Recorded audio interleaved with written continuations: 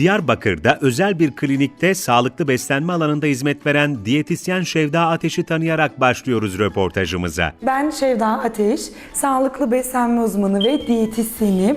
Üniversite yıllarımla birlikte 10 yılı aşkın bir süredir diyetisyenlik yapmaktayım. Diyarbakır'da görev yapmaktayım 4 yıldır. Medic Club aslında mix bir klinik. Butik hastane tarzında da diyebileceğimiz, fizyoterapistlerimizle, hekimlerimizle çalıştığımız bir klinik şeklinde. Ben diyetisyenlik kısmı ile ilgileniyorum. Fizik tedavi kısmı ile fizyoterapistlerimiz ilgilenmektedir.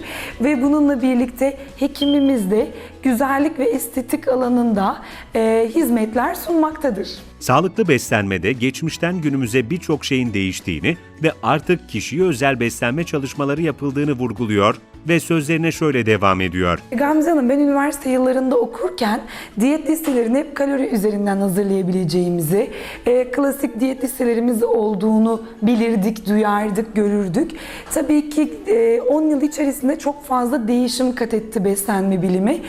Artık tamamen diyet listelerimiz kişi bazlı, kişinin hayatı, sosyokültürel yapısı, ekonomik durumu, tercihleri, yaşam şekli göz önüne alınarak, özel durumları değerlendirilerek, kan tahlilleri dikkate alınarak tamamen ona özel bir şekilde diyet listeleri hazırlanmaktadır.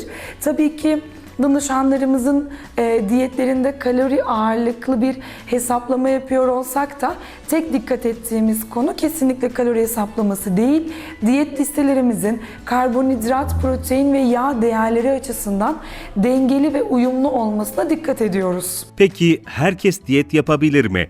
Ve diyet denildiğinde akıllara gelenleri diyetisyen Şevda Ateş dile getiriyor ve sağlıklı beslenmenin tarifini yapıyor. Peki Şevda Hanım, herkes diyet yapabilir mi? Tabii ki, çünkü bize yıllarca diyet olarak hep şu anlatıldı. Diyet demek salata yemek. Diyet demek ızgara tavuk yemek. Diyet yaptığınız zaman detokslar yapmanız gerekir. Smoothie'ler yapmanız gerekir.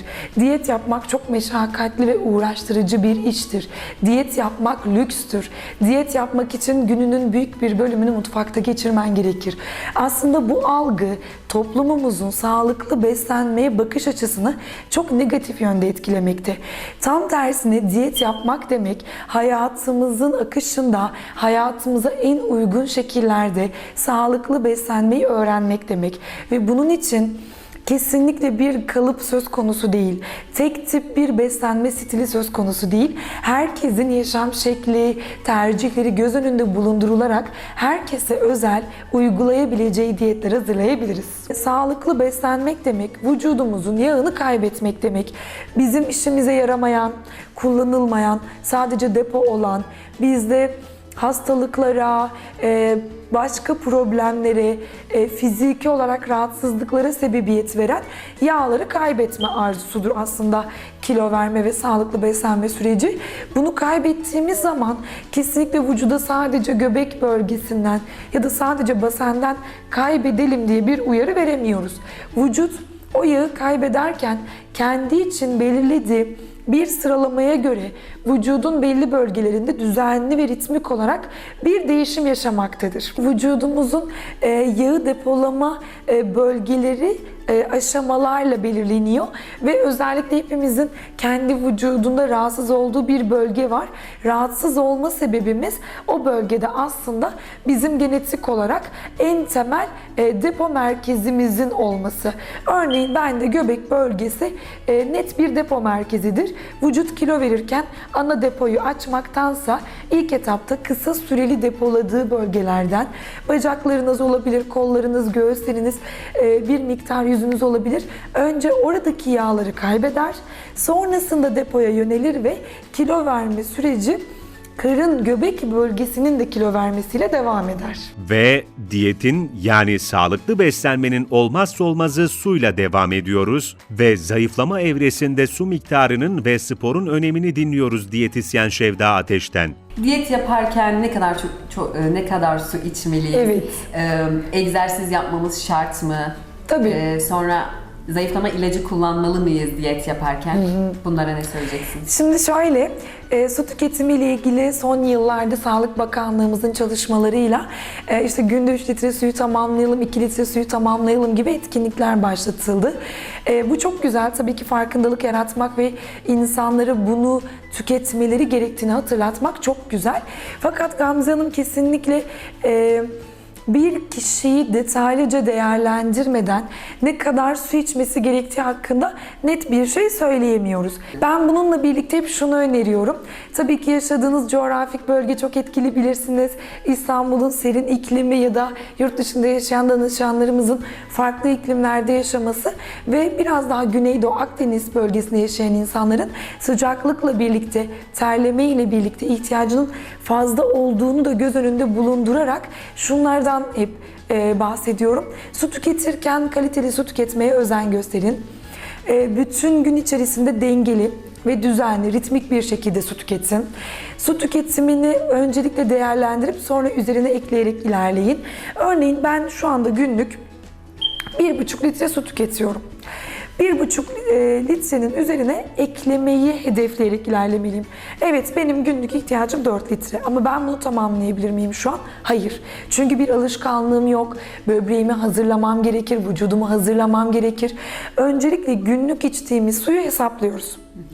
Ne kadarsa onun üzerine haftalık, aylık hedefler belirleyerek, üzerine ekleyerek, kendimiz için sağlıklı beslenme ve su içme alışkanlıkları edineceğimiz etkinlikler yaparak o içtiğimiz su miktarını 2'ye, 3'e katlamayı hedefliyoruz Gamze Hanımcığım. Fiziksel aktivite hakkında şunları söyleyebilirim. Kilo vermek için spor yapmak şart değil. Neden? Çünkü kilo vermek demek vücutta bir enerji açığı oluşturmak ve vücudun bu enerji depolarından almasını sağlamak demek. Peki neden kilo verme süreçlerinde hep spordan bahsediyoruz? Tabii ki bu konuda uzman kişilerden de destek alıyoruz. Biz diyetisyenler de hep bu konularda uyarılarda bulunuyoruz.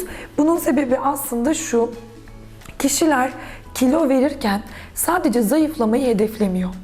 Zayıflarken fit görünmek, iyi hissetmek, kesinlikle vücudumuzun sıkı görünmesi, kilo verme sürecinde kaybettiğimiz kiloların vücudumuza selülit, çatlak, deformasyon olmuş deriler, sarkıklar şeklinde dönmemesini istiyoruz. O yumuşamayı görmek istemiyoruz.